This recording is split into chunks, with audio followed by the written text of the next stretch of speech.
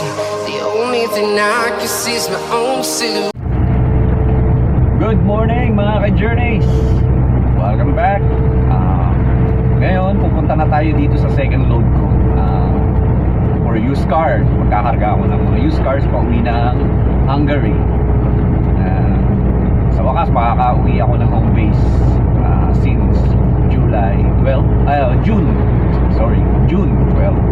Simula nung nag-deployment kami sa daan na yun, June 12. Ngayon lang ako makakabalik ng home base.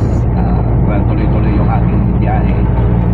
And although wala naman akong uwian doon na family sa Hungary. Saka na lang pagka nandito na sila, family ko. Yan.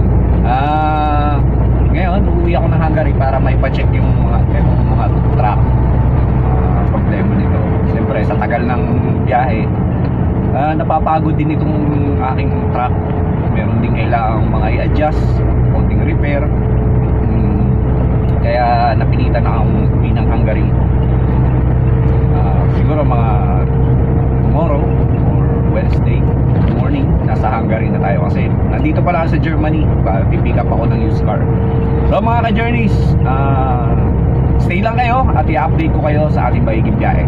Okay, bye. Yan, medyo maulan dito, maambon. Punta na tayo doon sa ating second place. Nakapagkarga na ako nung nakaraan sa Krefeld nung Friday. Hindi ko na lang na-video dahil nagmamadali ako nung time na yun. Kasi mag-weekend break na, kailangan makahanap ako ng maganda-gandang parking. Dito talaga sa Europe, medyo nagkakaubusan sa parking dahil sa dami ng mga travelers dito. Kailangan mong i-spend yung 45 hours weekend rest mo. Dahil kung hindi mo yari ka. Violation ka. Kaya ayun, hindi ko na siya na-video dahil nga nagmamadali ako nung time na yun.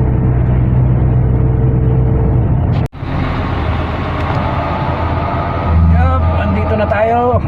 Mga ka-journeys, iikot tayo dito sa ng warehouse nila para makapunta tayo dun sa right parking area.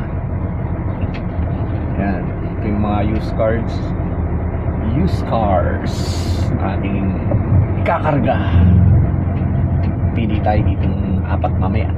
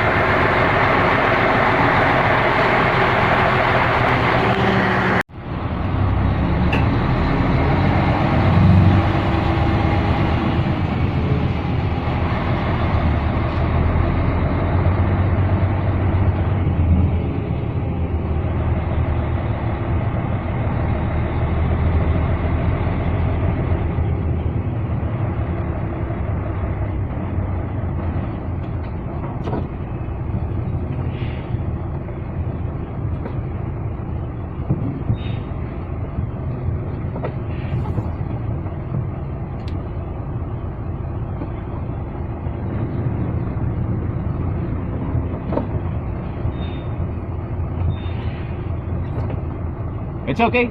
Okay. Okay.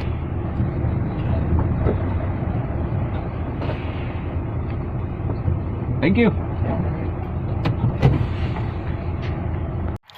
Mga ka-journeys, pupunta na tayo dun sa office para follow up natin yung documents ng ating pangarga. Yan, magkakarga sila tropa. Yan, ito yung ating truck. Punta naman tayo ng opisina.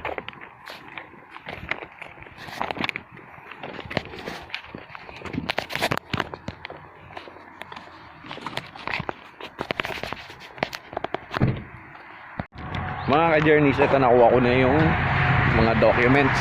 Susi, rehistro, andito na, nasa envelope. At saka yung aking CMR, dito na sila. So mga ka-journeys, maghihintay na lang tayo dito sa ating truck para dadalhin dito ng isang empleyado yung mga pangarga na sasakyan. Kailangan na lang maghintay dito, tapos kailangan ko nang i-set up yung truck. So antay tayo.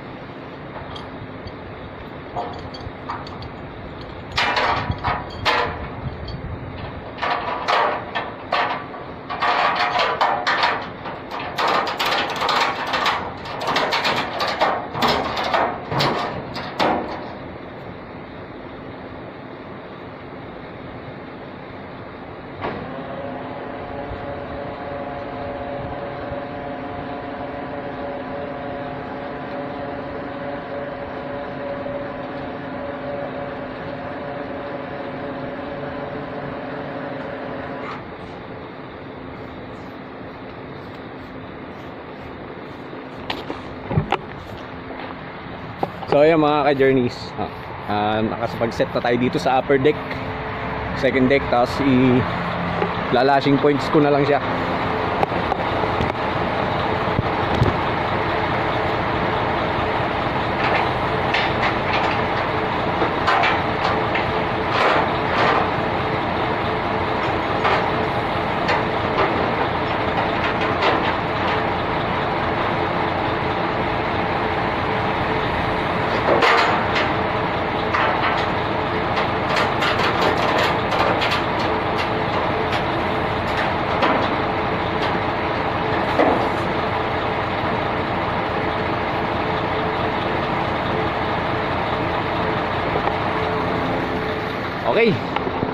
So dito naman tayo sa baba magkakarga.